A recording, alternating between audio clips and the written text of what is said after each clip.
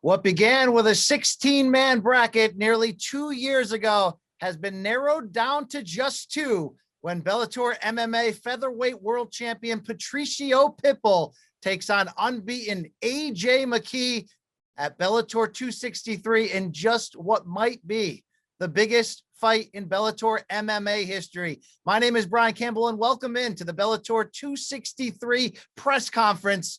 We'll be chatting today with both fighters, Patricio Pitbull, McKee, their coaches, as well as Bellator president Scott Coker, and taking your questions. There's been a lot of talk and wonder up to this point.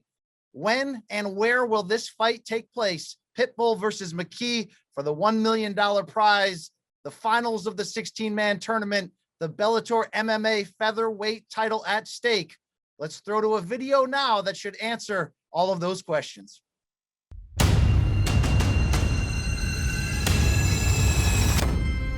The mercenary claims another victim. It's the power of Pitbull that is indescribable to people at the featherweight division. You can make the case that really the best 145-pound fighters in the world are inside of this Bellator MMA roster. 16-man tournament. He's saying who wants to fight him? I think everybody wants to fight him. The reigning two-division Bellator World Champion, Patricio. There's no advantage to being the champion. You have to defend that belt each step along the way. All killer, no filler, one top contender after another, survive and advance, all those cliches there. And that's exactly what Patricio Pitbull did to get to this point. World Grand Prix on notice. Presenting the defending Bellator Featherweight World Champion. He's very good. He's very dynamic. I like his style. But he's not better than me. Number one in the world. Pitbull goes through to the finals, and then McKee gets a win over him. I mean, you want to talk about coronations? You want to talk about journeys? How do you stop that guy? I want belt. Oh, the tap out! McKee! It's nothing personal, but I'm the new era. I'm the new wave. The finals of the Featherweight Grand Prix. There you have it. Patricio Pitbull will take on McKee.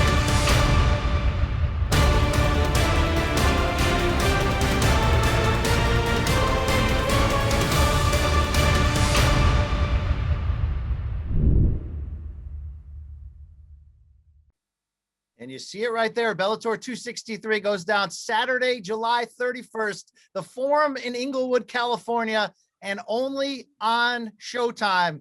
Tickets go on sale this Friday, June 18th, with a limited pre-sale Thursday, June 17th. Let's bring in the architect of the tournament and this big fight we can't wait for. It's Bellator MMA president Scott Coker. Scott, always great to chat with you, especially ahead of such an anticipated fight. And not only does this fight mark a showcase in one of the sport's deepest divisions and two of the brightest stars in it, also for Bellator, it gets you back on the road outside of trips to Milan and Paris last fall. You've operated shows during this COVID era inside the fight sphere at Mohegan Sun Arena in Connecticut. You'll be back on the road here at the Forum in California. How does it feel after 20 plus events to be traveling again? Yeah, I tell you, Brian, this is a great moment. This is, to me, the relaunch of the Bellator brand and going back to, what we know is normal in California, which is a very strict state for COVID. They finally released all the colors and got rid of all the blue and the red and the yellow and purple. And now it's back to, be pre-COVID day. So we're excited. We're excited to be in California. We're excited to go back to the Forum where we've had so many great fights. And it's going to be an amazing event. And my staff is excited. The fighters are excited.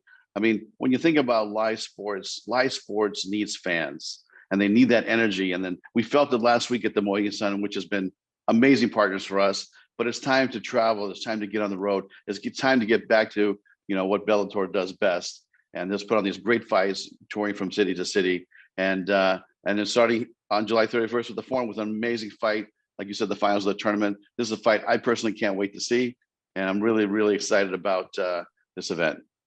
I mentioned you were the architect of this tournament, but that just means collecting the 16 names and giving the platform for these fights to take place. The fighters themselves determine the matchups through a unique fighter lottery. And obviously it was up to them to survive in advance to set up this matchup. In your heart of hearts, when you looked at the field to begin with, if I could have told you Pitbull versus McKee would have been the final, what would your reaction have been? I mean, listen, this is the fight that everybody wanted to see. And we had so many great athletes in this division that we went through this lottery system. And then we had this great event where, the fighters picked. But at the end of the day, my heart was going, boy, I really hope that it's McKee and Pitbull at the end of the day. Because think about this, when we signed McKee from no fights to where he is today, he's grown into an amazing fighter. And 6 years ago, when McKee started on his 17-0 run, Pitbull was our champion back then. So you're talking about the OG versus the new guard, and let's see what happens. We saw a tease in that video for this Bellator 263 full card, which of course, Saturday, July 31st on Showtime. Pretty loaded matches up and down, including on the preliminary card alone. What can you tell us about these high ranking and high stake fights? Well, I tell you, this is, like I said, this is going to be our relaunch of the Bellator brand, going to a big stadium like this and, getting back to some type of normalcy. And I when I think about what we have to do, our job is to put the best fight card that we can put together. And the fights that you saw, on the tape, that's just the beginning. This fight from top to bottom is going to be stacked, and we'll have exciting announcements coming out every week over the next 3-4 weeks, going into the LA fight. Thank you so much, Scott. We're definitely looking forward to this one. Let's bring in the coaches to start to get an inside look at this matchup ahead of time, representing Team Pitbull Brothers, the head coach, one of the most flamboyant men in the sport today, captain himself, Eric Albarracin, and of course, Team Body Shop head coach, the father, the trainer, the accomplished mixed martial artist himself, Antonio McKee. Gentlemen, thank you so much for joining us. Eric, I want to start off with you. As the coach of the great Pitbull, the pound for pound #1 in Bellator today, it's a challenge as when you're the champion entering this tournament because you get no advantage. What is your reaction to the 3-0 run your fighter, Patricio Pitbull, has put forth up to this point to reach the finals? Patricio Pitbull's had a bullseye on his back since I think he's been the champ in 2014 when he beat Patrick Curran. And the run is exactly how we planned. We were the matchmakers. We sent Darren Caldwell over to the other side to take out some of those young bucks, and he did. And then he met up with AJ, and AJ took him out. So I think this is the exact perfect fight for this finals. The young up-and-coming undefeated champion, and like you said, the OG, the pound-for-pound best fighter on the planet, Patricio Pitbull. It's going to be the greatest fight in Bellator history. From an X's and O's, from a game planning standpoint, what does AJ McKee bring to the table that you and Patricio are really going to have to work on ahead of time for this fight, July 31st? I think he's very young in the game. So still, as he's 17-0, he's still young in the game. And the fact that he's blasted through these guys in this tournament, he's very unpredictable. So it's you don't know what he's going to come with. I think it's more so that they don't know how to prepare for Patricio Pitbull. It's Pitbull who's the pound for pound best on the planet. It's Pitbull who's the champ. It's Pitbull who has the best coaches in the game. They don't know how to prepare for that. So I think although AJ is very unpredictable and he's finishing champions out there in pretty fast fashion, I still think it's Pitbull's. He changes and evolves every fight. You can prepare for him. You may think you have the answers, but we're going to change the questions. Antonio McKee, your rebuttal, sir. Am I on the scene now? You on? Okay. Hey, all respect to Pitbull and the whole little Pitbull tribe. They done a great job. I mean, I can't take away the accomplishments. That's not my job. My job is to coach my fighters to be the best in the world. And so we've proven that out of 17 fights and out of fights that people said we were going to get finished. It was going to be a tough fight. We went through it in less than a minute. So as far as what everyone's talking about, I don't listen to that. We got a goal. We have a plan. So far, that plan's been working. We're undefeated. Again, Pitbull, I give him all the credit in the world, great accolades. Can't take nothing from him, but you're just talking about a younger, faster, harder hitting, stronger, bigger, longer. He's got his hands cut out for him. We know what he does. He does it very well. But you can't teach an old dog new tricks. Antonio. Hey, I would just, you know what? First off, I'd like to say Happy Father's Day, Antonio. Thank you, McKee. You're a legend. I know your story, how against all odds, you raised AJ to be a great kid, an undefeated fighter. All I'm saying is after July 30th, AJ doesn't have to call Patricio Pitbull daddy, but a Father's Day present would be nice. Maybe a tie. Sounds good. I like your enthusiasm. I think you're doing a great job over there. But again, bro, you're dealing with some shit. You have no idea of what you're about to deal with. You just don't get it. You're at your gym. What's the name of your gym? It's the Body Shop. Makes sense because when he fights Pitbull, he's gonna catch a body. Oh, you mean he's gonna catch? You know what that means in the street, right? AJ's gonna catch a body. That means he's gonna take Pitbull out. So, hey, get it together over there, player. You're speaking things into fruition. Coach McKee, to jump in here for a second, your son AJ, unbeaten, already setting Bellator records for consecutive victories, an 8-second knockout of Georgi Karkanian in the first round of this tournament, a 1 minute or more submission of Darian Caldwell. How much do you believe AJ has actually been forced to show up to this point of how great he actually is? Well, I've been telling Scott Coker since day one. I said, hey, he's different. He's not like most fighters. This kid's something special.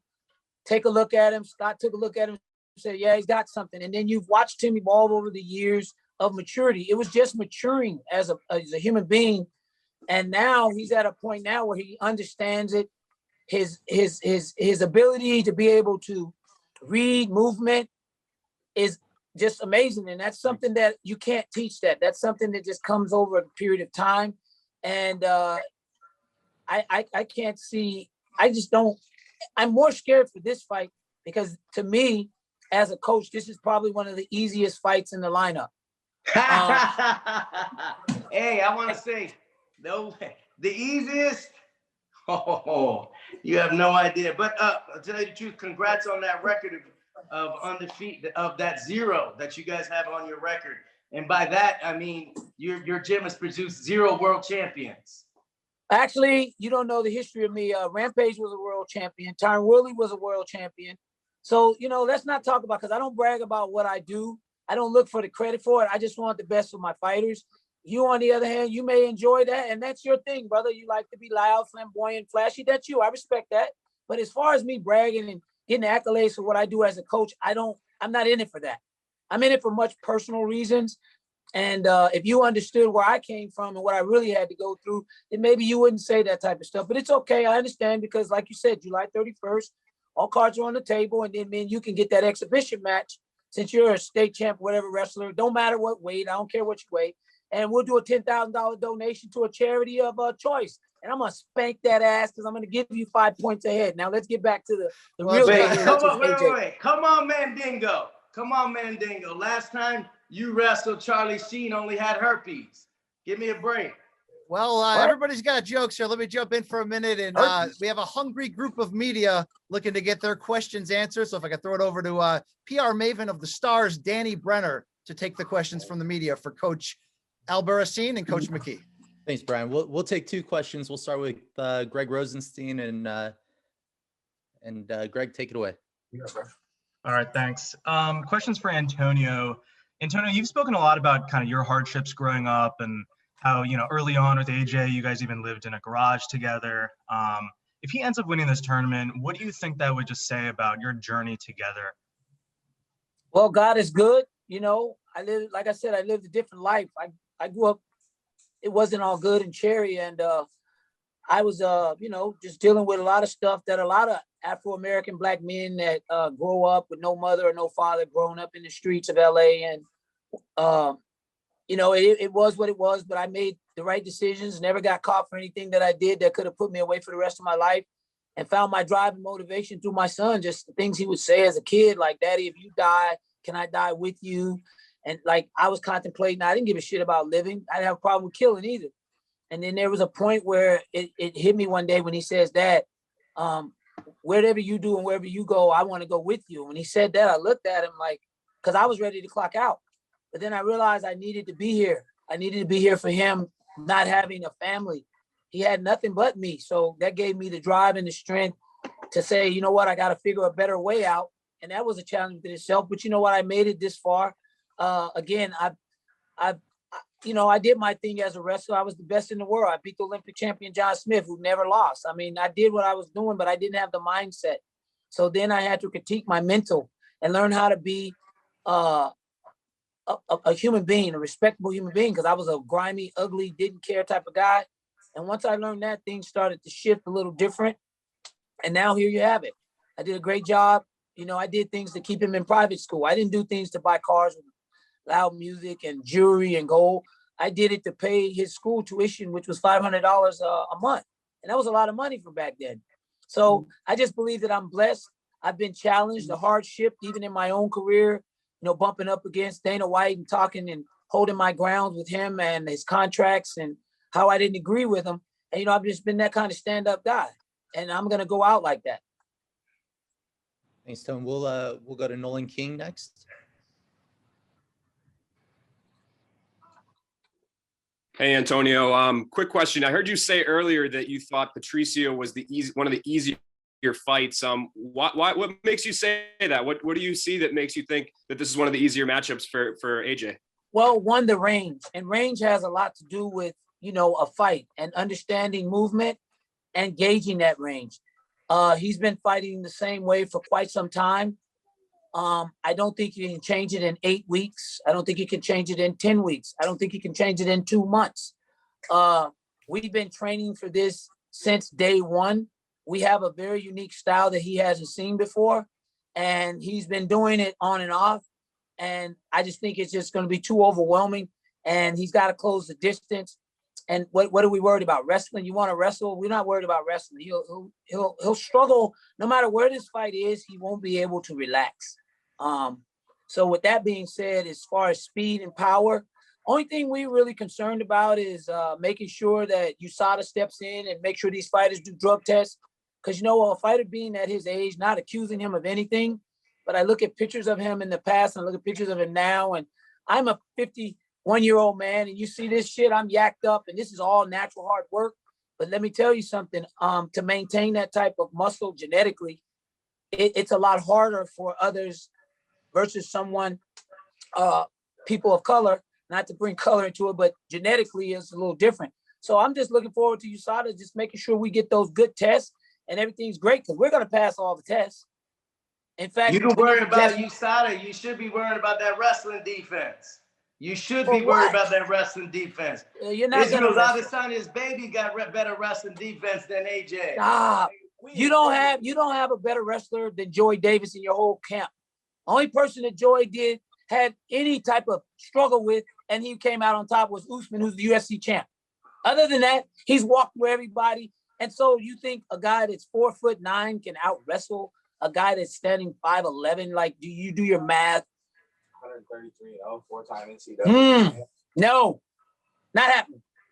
Hey, you talking about? Come on, Joey Davis. You talking about? We got Olympic champions over here.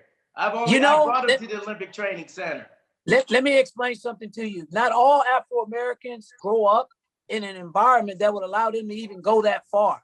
It's not a matter of being black or white, but unfortunately, we come from a distressed life, and we're not afraid to talk about it. He grew up in the streets of Compton, drive-bys, AK-47s going through his house. He lived with me part-time. This kid had all odds against him. So again, what you're talking about, Olympic level wrestling and all, look, we don't have any of that. We got undefeated. We're just good at what we do. And when it comes to fighting and transitioning, we're the best at it. That's I hear AJ in the background. I think he should get in. He want to say something. He'll get his time. He'll get his time to talk. Don't invite me to a good time. Nolan, you had one more question for Eric, and then we'll get to the fighters. Yeah, Eric, AJ's fights recently in this tournament have been so quick. Do you feel like there's still things that you can pull out? Have you seen any flaws in his game that you guys feel like you're going to be able to expose? Yeah, you know what? They're there. We study them. You go back from his first fight in the Bellator all the way to now. You go back and watch what Coach McKee tells them in the corner. You watch their training. You study, and you know we have the best coaching staff in the game. We got Manuel Santana for karate. We got a 2-time Olympian and a world champion boxing coach named Everton. We have the Who cares? disciples and their coaches with Who cares? Tudor. Who cares? The coaches aren't getting in the ring and fighting. They're not fighting. Your fighters fighting. Fuck your coaches. No disrespect, but we don't give a shit about that. Well, we're the coaches that are putting the game plan together. That seems like the perfect transition. I think COVID-19 is like AJ's punching power. It's all a hoax. Special thanks to the coaches here. We're going to kick the guy then. Maybe we'll kick the guy. Maybe we'll submit him. We can do whatever we want to do. It's just a matter of what AJ reads. He's the reader here, not me. I'm just a coach. All right, Eric, Antonio, we appreciate your comments here. Let's bring in the fighters themselves who will take the cage. July 31st, Bellator 263, the world featherweight title on the line and the $1 million prize as Bellator Featherweight World Grand Prix champion. It's the champ himself from Brazil, 32-4. Number 1 pound for pound under the Bellator MMA banner, Patricio Pitbull. And of course, his opponent at 17-0, 26 years old, AJ McKee. Patricio, always great to chat with you. You're such an accomplished career, 2-division champion. When you look at the challenge across from you in AJ McKee, what do you have to focus on entering this fight? I believe that's a perfect fight. Because now finish this guy. Hey, your dial-up ain't working. Patricio, you've gone 3-0 up to this point in this tournament. You're fresh off a first-round submission win against Emmanuel Sanchez. Can you speak to your evolution in your game over the past few years in getting you to this point for this fight? Was just a patient, understand the time of something like that. And now I am a little bit older than the rest of my division, and I know the power that I have, how fast I am, and I'm gonna use this in my favor. AJ McKee, we mentioned, just 26 years old, unbeaten. This will be the brightest stage you have gotten to this point in your career.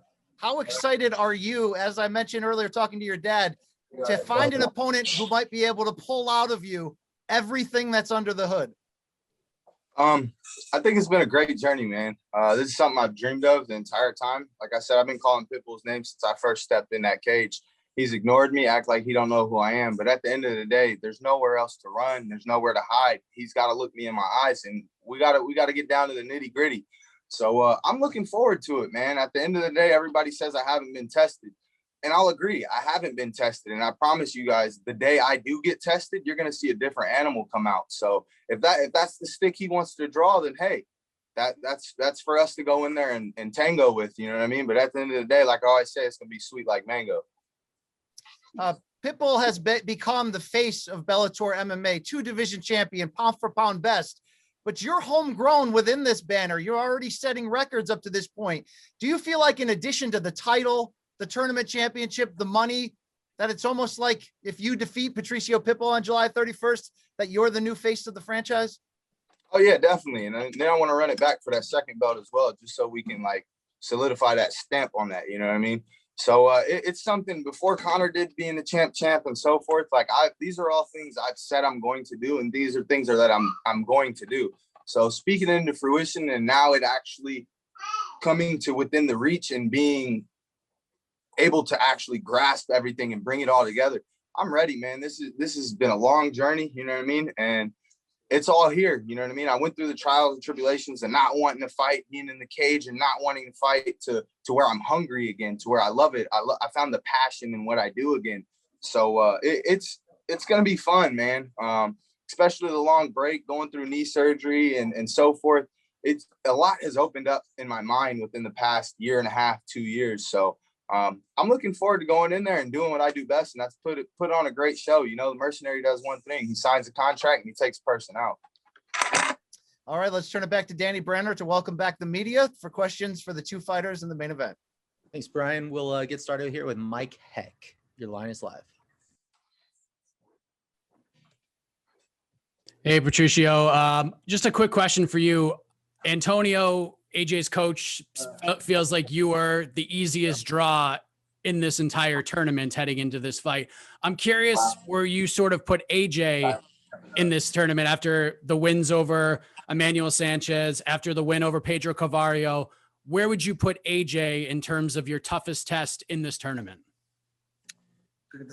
O pai de AJ disse que você era a luta mais fácil que poderia ter nesse torneio. E ele está perguntando, depois de todas as lutas que você teve no torneio, onde você ranqueia AJ em nível de dificuldade nesse torneio? AJ is the AJ is the most dangerous, and I know that. I'm ready to defend my title. I know I'm gonna win this fight and prove that his father is wrong. And then for you, AJ, this is an interesting kind of place that you're in your career at 26 years of age. You're 17-0. You're embarking on this journey. You become the featherweight champion. You say you want to go ahead and possibly run it back at 55 and become a 2-division champion in your next fight. So if that happens and you go back to back and win both of these titles, like, what else can you do? Like, what else is there for you? Oh, that's a good question. At that point, we got to sit down, go to the drawing board, I guess, defend the belt a couple times and see what to do. You know, I can't really think that far ahead. I got to focus on the task at hand. And right now it's conquering my first world title and my $1 million check. You know, like I said, I got an extra O to fight for. You know, it's not just those 6 O's on that $1 million check, but I'm fighting for that O on my record. I got a lot to prove. And for me, yeah, I love the haters. I love the underdog. I always root for him, and I'm ready to go out there and do what I do best, you know, and that's take people out. I got a question though. How come it look like the coaches at the gym and the fighters at home? That don't make sense to me. Yeah, y'all know where I'm at. Y'all see the attire. I'm war ready anytime. Our next question will come from the line of gym player. I am in my room now. Just enjoy my belts. You see that?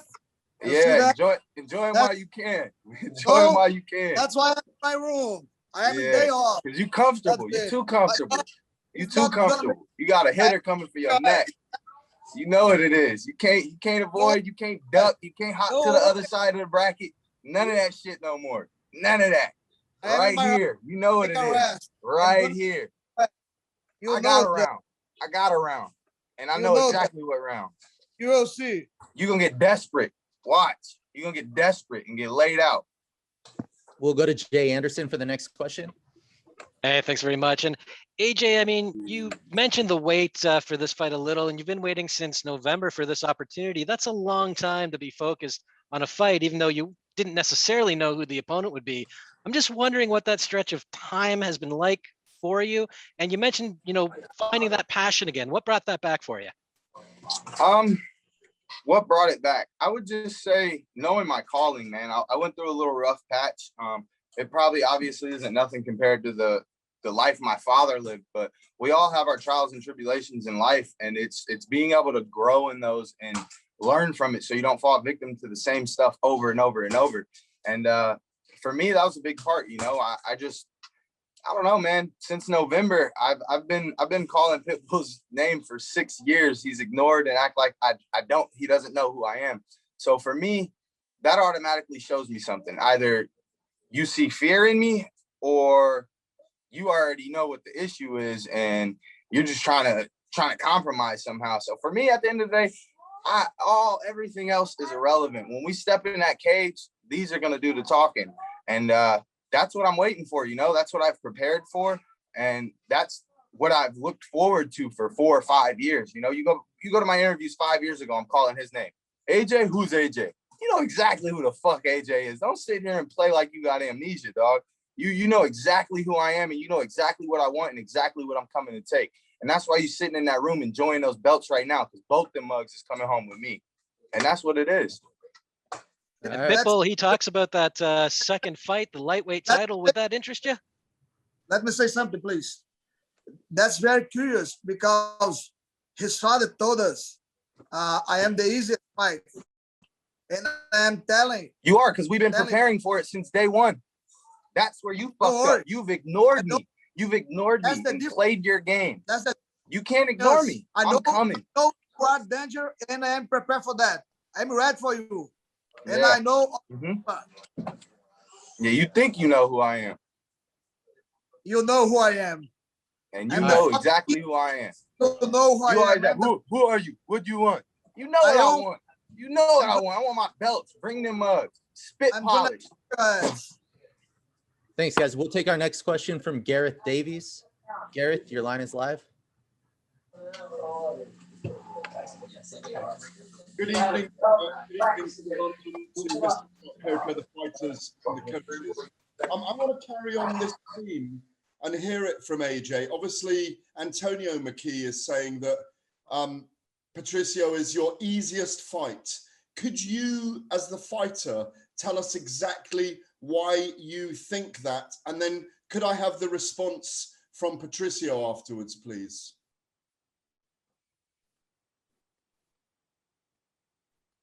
So, like I said, this is the fight we've prepared for since my first fight.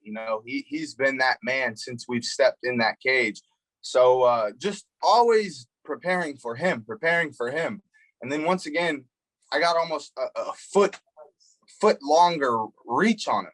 He's got to come to me. Then at the same time, okay, if he wants to wrestle, yeah, you got your gold medals and all, whoever the hell trains over there.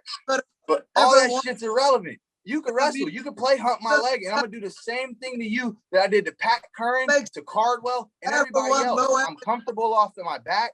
You know what I mean? Just because you're Brazilian, you got the jiu-jitsu. Well, I got that evolved jiu-jitsu wrestling. You know what I mean? I'm not just about to do a straight arm bar. I'm about to pull some finesse on that ass. You know what I mean? Whatever I hit you with, you're not going to see coming. So, oh my God. He's my guy too.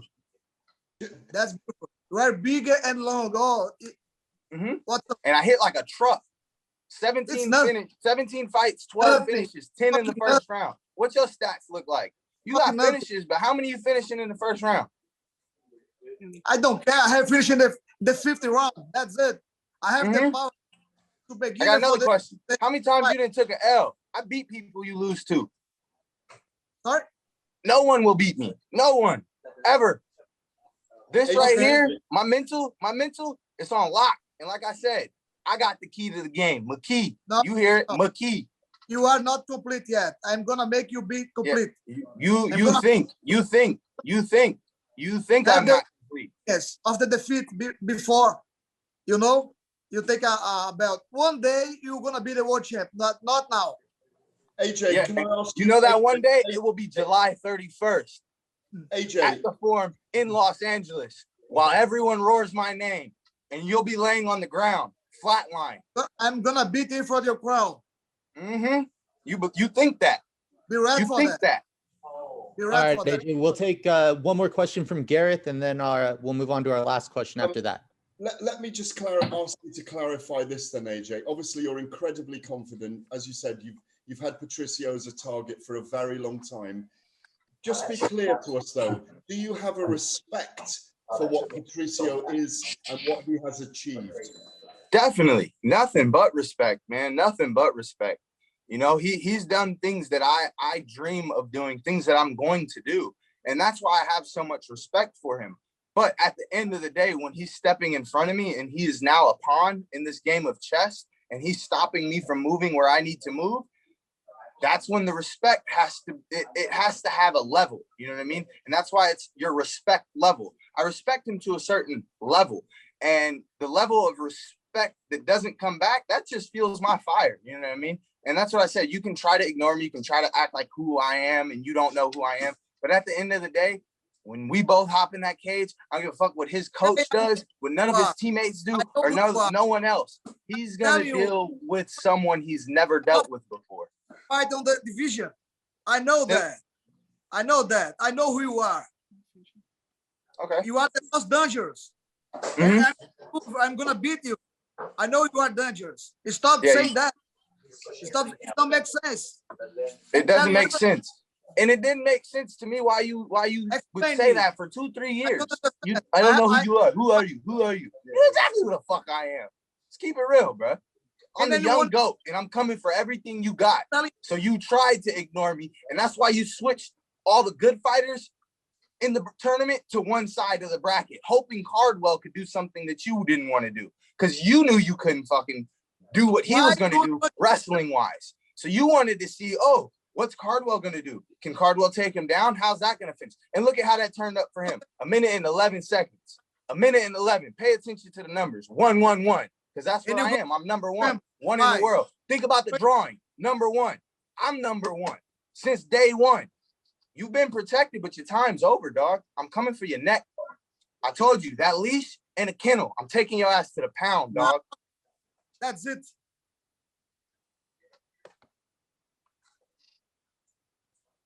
All right, we'll take our next question from Dylan Bowker.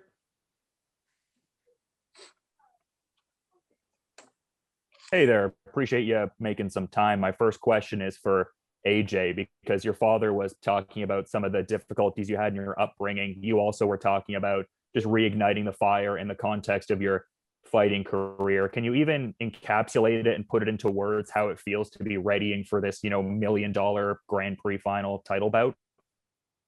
It's scary, you know what I mean? It's scary because we are prepared and everything has been done right. There's no worry, there's no concern, there's, you know what I mean? There's no fear. So it's like, for me, I was fighting with broken hands. I was just going through shit in life, you know what I mean? But never expose that to anyone. I'm gonna just do what I gotta do, you know what I mean? That's the mentality that my dad's always put in me. Do what you gotta do. Don't complain about the shit. Man up, take it the way it is, and keep it pushing. So at the end of the day, I'm not worried, you know what I mean? I've been preparing for this fight since the Cardwell fight.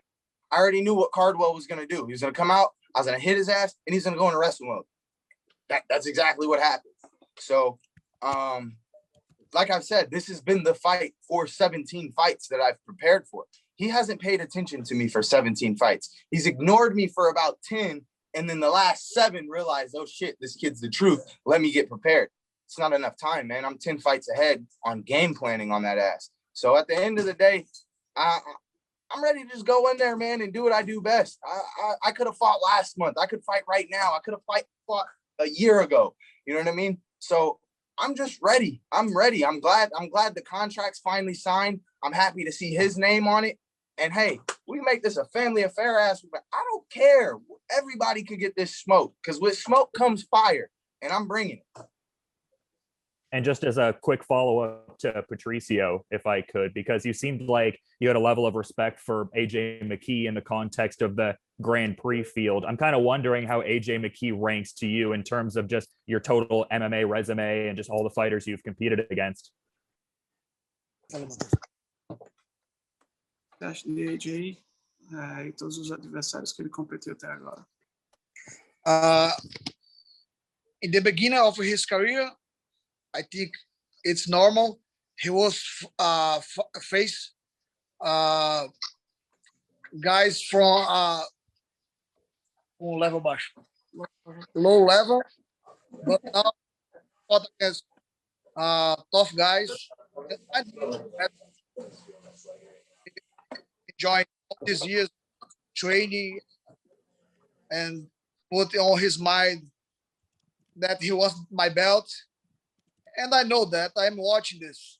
So I still here as the champion, and I'm gonna still as a champion of this fight. You will see that. Thanks for taking the time, guys. All right, and we'll take our very last question here from the line of Steven. Your line is live.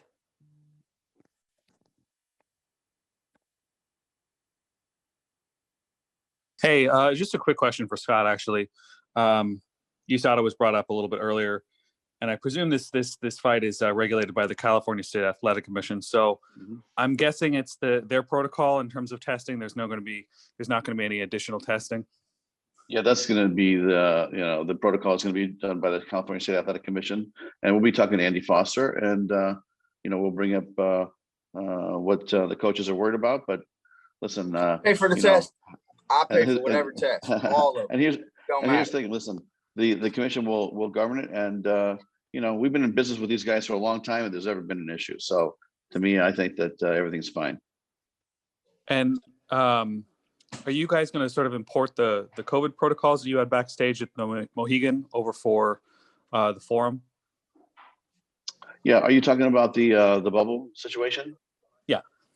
Yeah. So basically, I was talking to Andy Foster, and I think by the time the fight happens, that will probably be gone. It won't be like implemented by the State Athletic Commission. But we will talk to Viacom to see what their position is going to be. But with even if the state doesn't want to do it, but Viacom wants us to do it, we will do it. But we're still figuring it out. But right now, California State, there is no bubble. There's no extra precaution for COVID or we had to show a vaccine proof or a COVID negative test. I think the bubble has gone away with the State Athletic Commission as of May 20th. All right, and we'll turn it back over to Brian Campbell to wrap this up. Thanks so much, everybody.